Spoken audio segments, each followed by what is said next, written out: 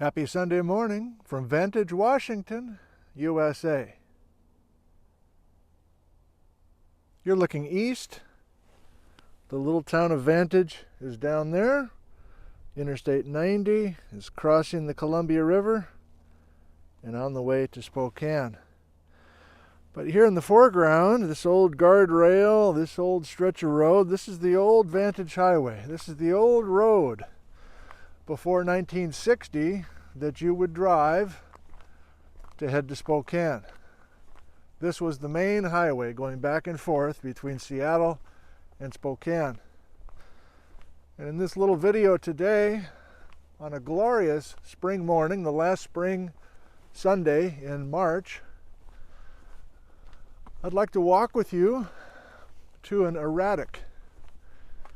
Now, some of you know that word, erratic.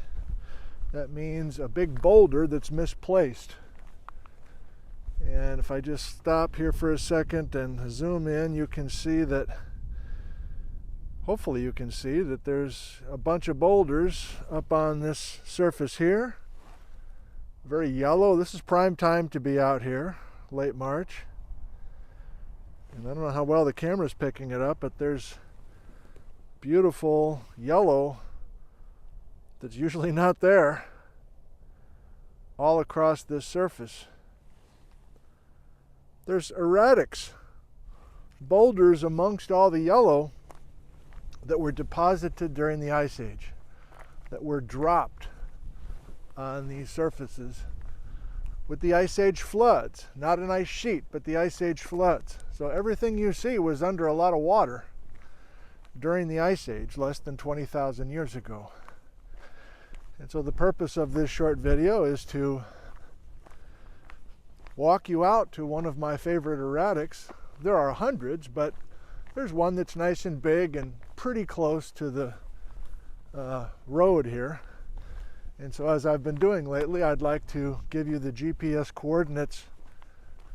I guess I'll give you two GPS coordinates. The first one in the description below will show you this parking spot for you and your family. And the second GPS coordinate in the description below will be the location of the erratic itself. And this is about a 30-minute walk as I remember it. And I parked where I did because I wanted to give you kind of the big picture view before I drop down here. Here's a bunch of tumbleweed that's kind of been plastered up against the wall here. But if you're an old timer and you remember driving across Washington with your family back in the 1950s, 1940s even, you remember this road, I'm sure. And it still exists, but this road just goes right down to the Columbia River and then stops because the road stops. Because a dam was constructed, the Wanapum Dam, in the early 1960s. And so this road just does not cross the river anymore. And instead, the current bridge with Interstate 90 was opened in the early 1960s. So am I going to have this thing run the whole time I hike? I don't think so. I don't think you need a full 30 minutes of me rambling. Instead, I think I'll stop and start. But generally, this is a 30-minute walk from this parking place up ahead. I guess I will ramble until I get to the actual trailhead so that you can get a sense of this. These are basalt lava flows, the upper part. That's an in-place lava flow. Part of the German chocolate cake, the Columbia River basalt lavas that make up the dominant bedrock of this area. So the bedrock here is basalt layer, basalt layer, basalt layer, and occasionally you can get an interbed, meaning a layer of non-basalt, light-colored non-basalt in between. So you think of a German chocolate cake with 300 layers of chocolate, but there's icing. There's vanilla icing every once in a while. This is presumably the Vantage Horizon. It used to be called the Vantage Sandstone, but we now realize the Vantage Interbed has some lahars within it and some other interesting, more dramatic geology, but that's not the point of this lecture. It's not a lecture. The point of this video is just to show you that everywhere you look in this Vantage area, the local bedrock layers are dark brown basalt lava rock. I guess I should show you some up close looks at what is here for sure. Oh yeah, this is the Ginkgo lava flow. Some beautiful big plagioclase feldspar crystals. And these are very, very, very handsome. So this is one of the 300 lava flow layers called the Ginkgo lava flow, and it's is that right? Or is this the Rosa? Maybe this is the Rosa. Correction, this is the shit. It's got to be the Ginkgo. We're here at Vantage. Oh boy, the video host can't remember. I thought the big orange plagioclases were Rosa, but why would there be Rosa right here? Doesn't matter for this video, boy. Keep moving. I'm hoping to stress that if you're looking at the bedrock, it's all basalt lava. It's all dark colored lava rock. You saw it there. Now if we come over here, good Lord, what the hell's going on here? I've never seen so many cars at this trailhead. There's usually one max. I mean, one explanation is it's a beautiful Sunday morning, and this is about as perfect as the conditions get to be out here. If you're out here in July or August, it's all brown, and you're like, it is brown. No, this is green, baby. This is green for this country. But my point is, we might see a few wildflowers, but I'm just trying to set the hook, set the stage for you that the bedrock here is brown lava rock. I think you get it. I'll give you one more close-up shot.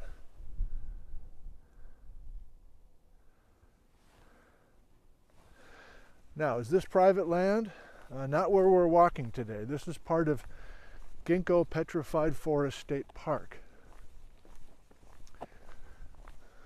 Actually, I'm not sure. That may be private in there. I don't know. But where I'm going to be walking with you today is all public land. It's the state park.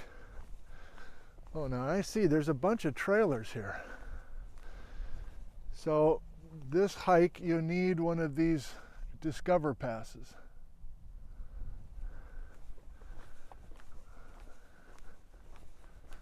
I'll give you one more example. So if you're not familiar with Washington, state parks require a Discover Pass. These are all people following the rules. Good for them. Well, all these trailers, there must be some sort of 4x4 group or something who had the key to this gate. But I'm going to give you a GPS location for this spot. If you want to come do this hike and walk out to this erratic, this is the spot you're going to park your car.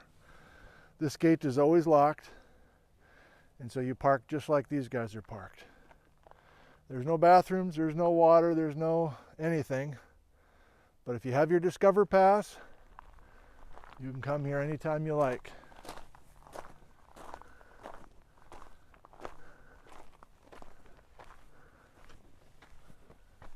I guess I'm not a fan of all the huge rules, but I guess I should include this.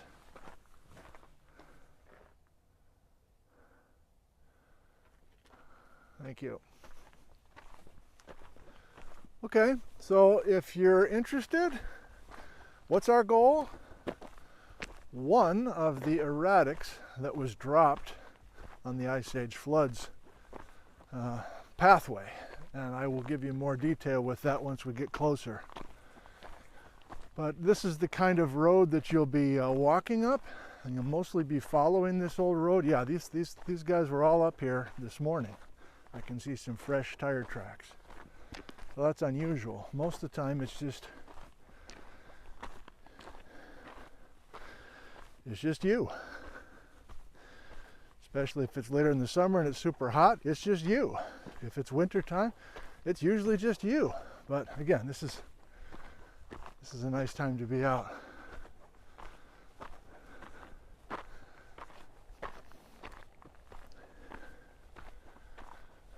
don't know. I'll keep it rolling until I cross this little rise.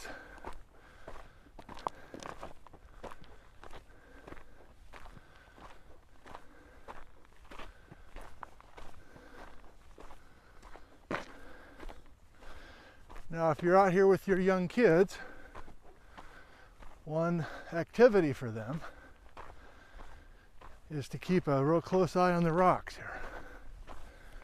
And yes, everything is basalt rock because, again, we know that the bedrock is basalt. But then how do you explain this?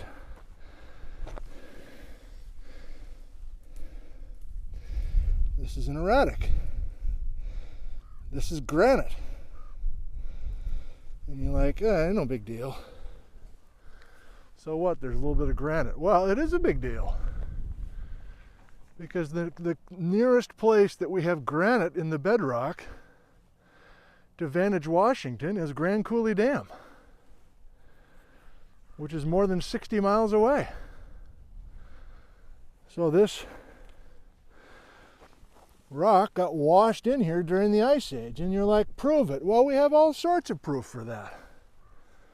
All sorts of maps that have been made, all sorts of reports that have been done, and you're like, oh, is that the erratic you're walking to? No, but it's going to be that kind of rock, but a big boulder. Ah, what a pleasant morning. Now, I don't know anything about botany. This is the last day of our spring break. My wife is tired of me, so she's not along today. If she was here, I would ask her, what's up with this yellow? And obviously it's peak for the yellow here. And I'm going to ask you, since Liz is not here, what's up with the yellow? And I think I'm more interested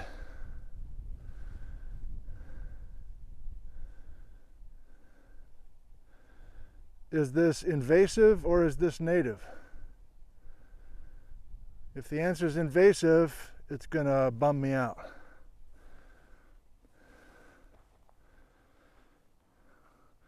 In other words, have these slopes always bloomed in yellow like this for thousands and thousands of years? Or is this yellow flower come in the last 150 years and taken over? I hope the answer is A, native. I'll be interested to hear what you have to say. To avoid the huffing and puffing, which is about to begin, I'm going to turn the camera off.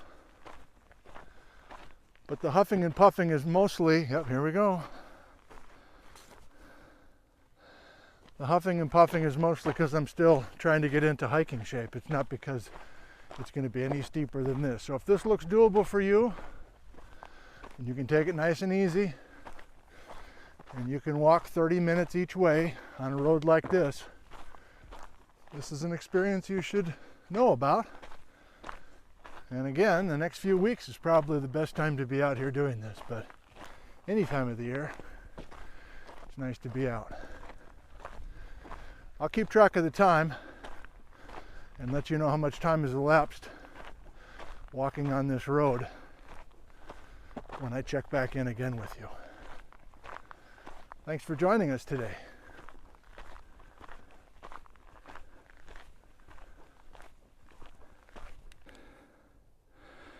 Okay, it's about 10 minutes later.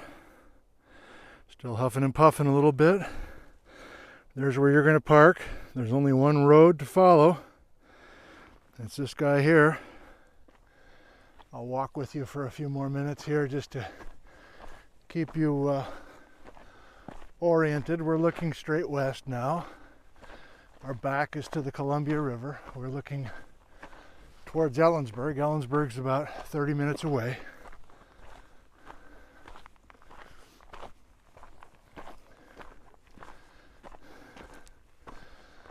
Looks like there's substantial grazing over there. So I guess that is private land. I should know that, but I don't. No sign of the jeepers, let's just call them that. They must be quite a ways north.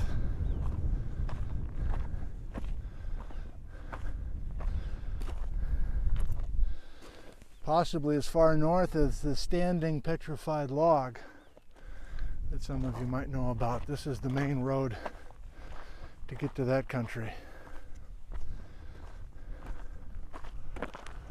Takes quite a bit of effort to get in there.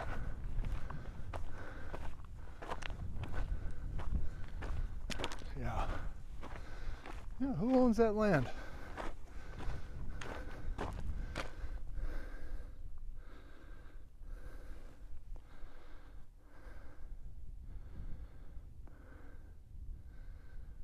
Couple people walking down there with a white dog, I think. Can you see him?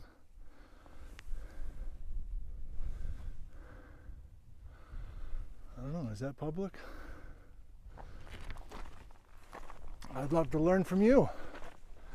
Are the yellow flowers native? Is that land public? This is a two-way street. We can learn from each other. Still going up, you know, this whole, I should have looked it up, but I'm guessing this is, you're picking up maybe 200-300 feet of elevation. Modest amount. But if mobility is a major issue, then I'll let this speak for itself. You need a bit of balance for loose rocks in the road here. Otherwise, totally doable, and once we crest this, it'll be pretty level-ish out to the Erratic.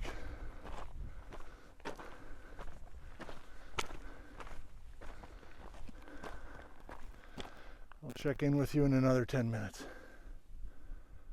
Thanks.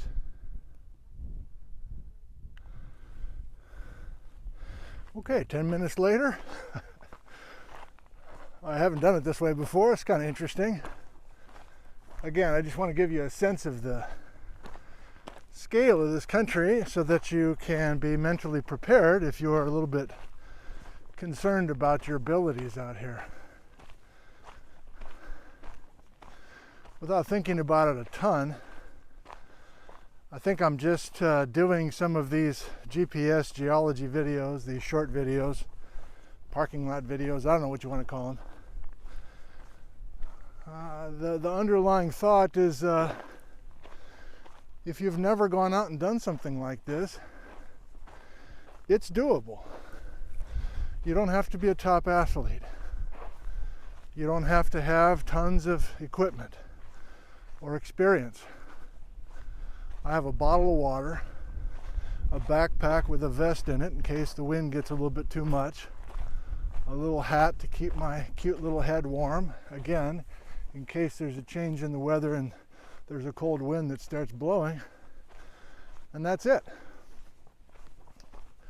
I have hiking shoes, but I mean tennis shoes would be fine here, so you should not be intimidated by this sort of scene. Now I can already see the comments below. Watch out for rattlesnakes, watch out for ticks, watch out for X, Y, and Z. This is not a harsh place. This is not a dangerous place. And the fact that people choose not to do this because of the dangers, quote unquote, I'm just trying to tamp some of that down. So I lost track of my thinking with the kids, but here's what I mean. If the kids are getting bored, can they find erratics?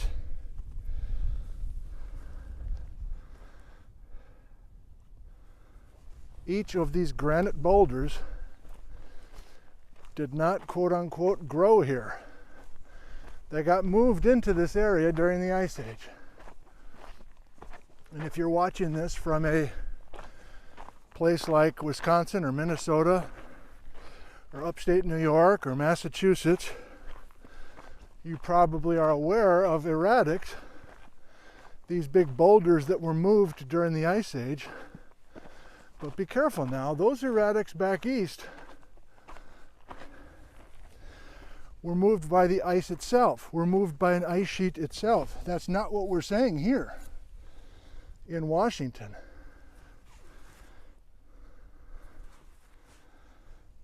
In Washington, in central Washington, here in the desert, we are not saying that an ice sheet brought these granite blocks.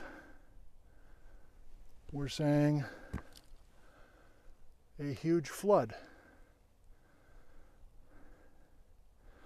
related to the ice sheets, but not the ice sheet itself, brought these ice age flood erratics. Okay, so the road has swung us north. Now we're looking straight north. Oh, I see some people coming down the road at us. Yeah, this is unusual. Again, a good vote for how beautiful this morning is. You starting to get it? There's not just one or two out here.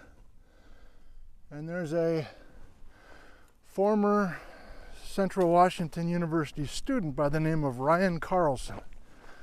Carlson with a K, Ryan Carlson, who works for the Washington State Parks. So Ryan has been an associate, a helper, an assist man on occasion with things that I'm trying to do if it involves the state parks. And I mention Ryan Carlson because as a graduate student at Central, doing a project under Carl Loquist, Ryan covered every square inch of this landscape and mapped every one of these erratics, and almost all of them were granites. And by studying Ryan's thesis, master's thesis, I was able to get a sense of how littered this landscape is with exotic material. Not exotic terrains now, but these granite rocks. And they're all telling this story of a series of large ice age floods that came in. So, in the description below is a second link for the exact location of this erratic that's our destination. But I guess I'll comment here as well, because when I'm out here with Liz, or if I bring this is a favorite place I bring beginning students, geology students, and I say, we're going to go walk out to an erratic. I typically don't give them the GPS, and we just kind of wander. And it's usually this little swing in the road, if I remember right, that gets us to our big erratic, which is over here. Scanning the horizon right now. It's one of those where I can never totally remember until I see it. Looking southeast to the current bridge crossing the Columbia River, which is now a lake instead of a river, due to the dams that have been constructed on the Columbia. So let's get off this road. I think this is our spot to turn. Plus, I don't know if I'm interested in chatting with the people coming at us along the road. That's not very nice, is it? I think this is the spot. I'm surprised I don't see the erratic yet. Maybe I'm jumping the gun.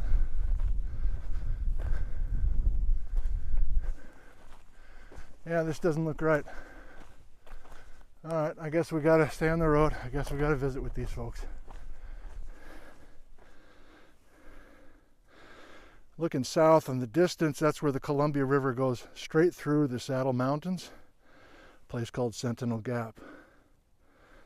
Plenty of stories there, geology-wise and otherwise, but we'll stay disciplined, boy.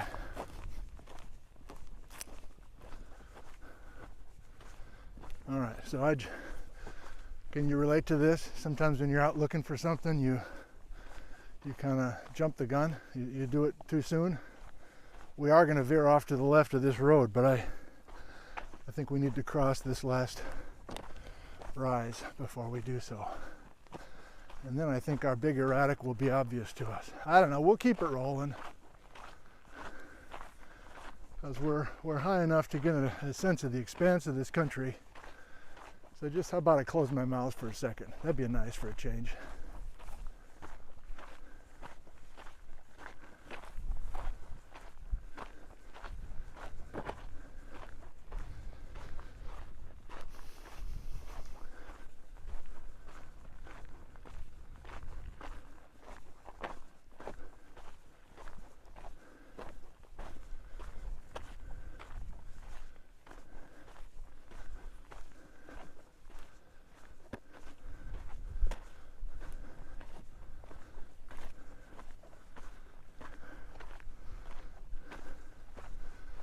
Pretty obvious erratic there, huh?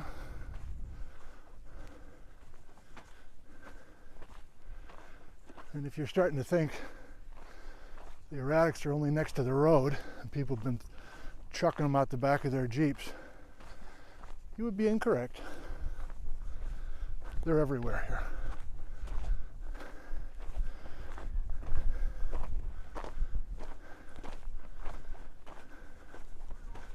Oh yeah, I see our big erratic. I see our destination.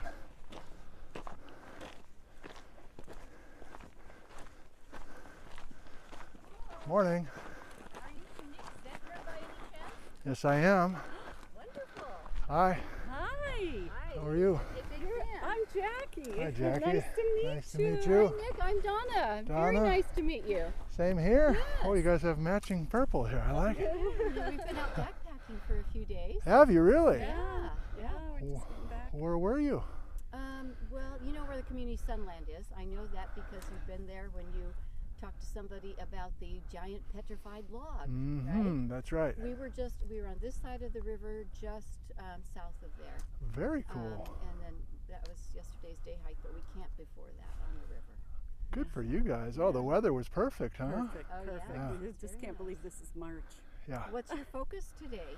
Oh, I'm making a little video. We're walking out to one of these erratics, these kind of big boulders that Yeah. are just not Yeah, that far off the yeah. road. And I'm sure you've seen many, many of those. Wonderful basalt columns as well. Yes. Yeah, I know. Oh, great. Very much enjoy your podcasts and Thank you. Shows. Yeah. Wonderful. How fun to run into you. It was fun just running into you guys too. Yeah. You Well, got some fans. well, thank you. Where do you guys live? I'm in Seattle. In Seattle? Uh-huh. Seattle. Yeah. We're Okay. with the Seattle Mountaineers. You are. So you know about this spot over here. You've been coming over here for years? Well, yeah, I often day hike around Whiskey Dick a little bit north of here. Sure. Yeah. Yeah. But love this area. It certainly extends our backpacking season. Yeah. Exactly. Yeah. Yeah. Yeah, there's another group 3 floating around here. Okay. All right. They're mountaineers too. Oh, cool. Well, it's nice to Alrighty. meet you both. Nice to meet you. All right. Oh, thank you.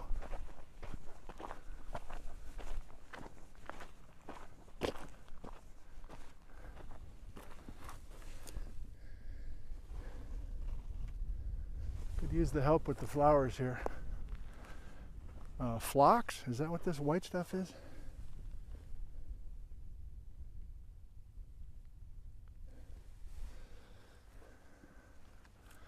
Okay, we'll keep it rolling because I see our destination. And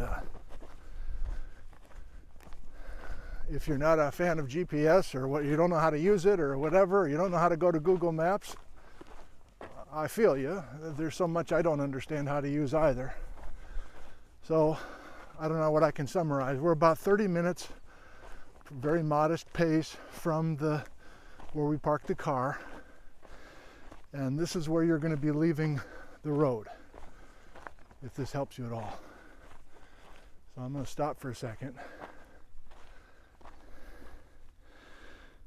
And we're looking north. And I don't know if this is going to be a landmark for you or not, but there's a big left-hand swing of the road. And when you see that, I'll give you another landmark.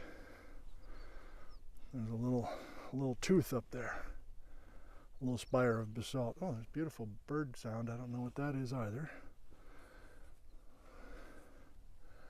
But I can see our big erratic right here. And that's where I'd like to end the video. Again, the GPS location for the erratic is in the link below, but this is another way to describe how to get out here.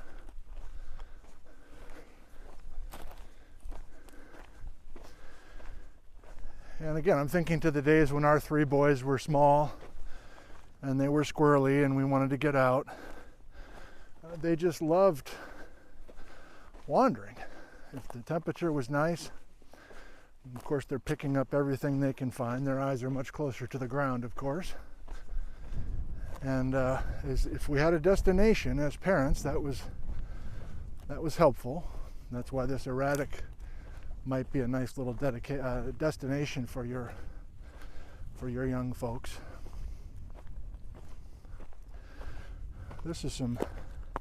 There's places out here where there's a lot of this. Can you guess what this is? This is volcanic ash from Mount St. Helens in 1980. There's not a steady carpet of it out here, but there was a significant amount of St. Helens ash that fell out of the sky here at Vantage, and that ash is still around.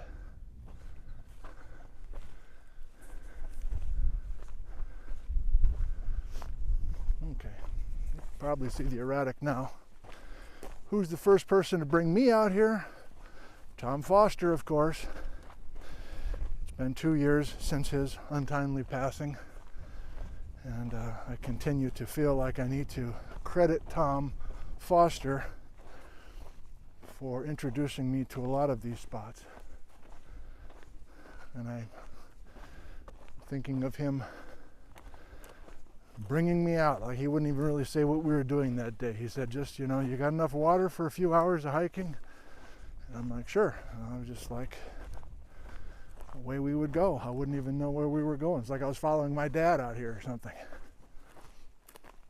But this was a favorite erratic of his. And once I give you the location of this, if you are in distant lands, I'm sure in Google Maps you can zoom in and see this thing nice and easy. I'm guessing you can. And then if you can, then you will be able to see many, many more, as those hikers were reporting.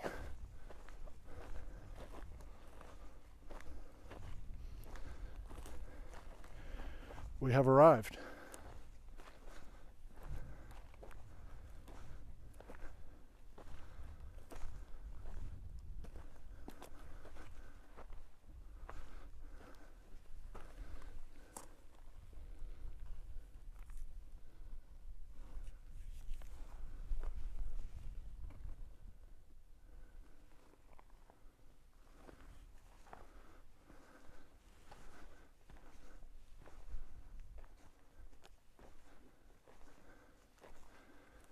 So you're like, is this the biggest one that ever existed? No.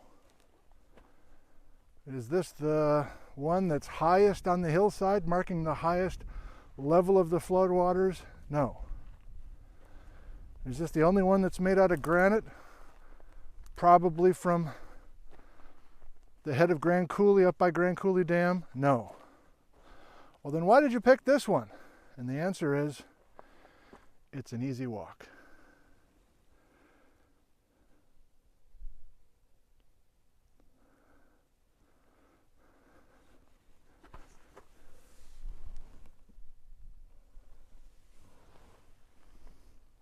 So we're in a state park.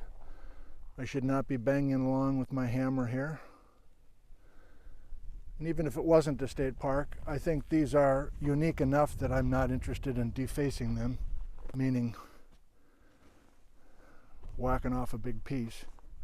I confess, when I started doing this with Tom Foster 15 years ago, I would instinctively pull my hammer out and start wailing away, and he'd be like, what are you doing? Don't do that. Don't do that. This isn't the Grand Canyon. This isn't some huge place where there's an unlimited amount of this stuff. And he was right. As geologists, your first instinct is to start banging away. But these guys are a little bit different. Last comment, and then I'll sign off.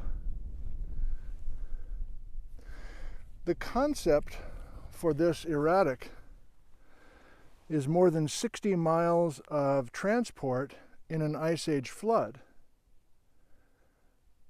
And it is pretty rounded, wouldn't you say? It's more rounded than it is angular. But these ice age flood erratics are always debated. Did this boulder get tumbled along the base of the flood? Or did it get rafted on top of the flood water? And was the raft a block of ice? And you're like, oh, come on. Aren't you getting carried away now?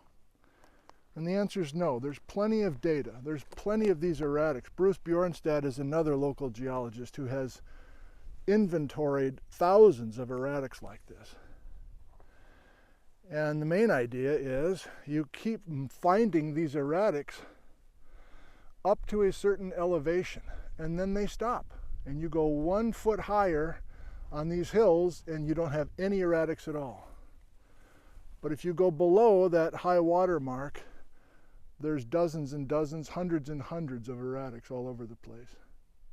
So by doing that, by mapping out these erratics, what slopes are full of erratics and which slopes don't have any erratics, you can reconstruct the depth of these floods. And if you're up high on a hillside, very close to the high water mark, it's very difficult to say, it's almost impossible to visualize the erratic being rolled in, right? Because you're up high. You're up at the high water mark, literally.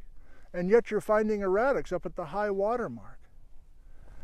So in that case, the only plausible model to explain these strange rocks in a place where they should not be is to have a flood up high and to have big blocks of ice, and truly an iceberg, with one big rock riding on the iceberg, or maybe hundreds of rocks riding on the iceberg. And when the iceberg gets lodged onto the hillside and the water drains away, the iceberg is left, and when the iceberg eventually melts, it leaves all of the rocks that were sitting in that iceberg, something called a berg mound.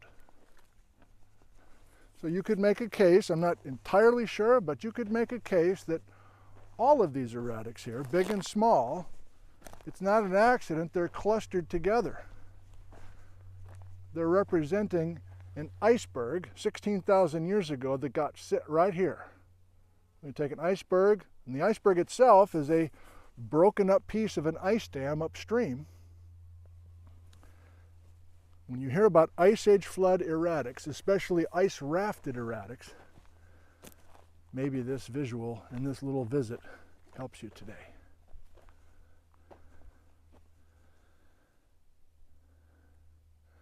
I think that's the end of the video. Let me get one final shot. An erratic at Ginkgo State Park above Vantage, Washington. Thank you. I love you, and goodbye.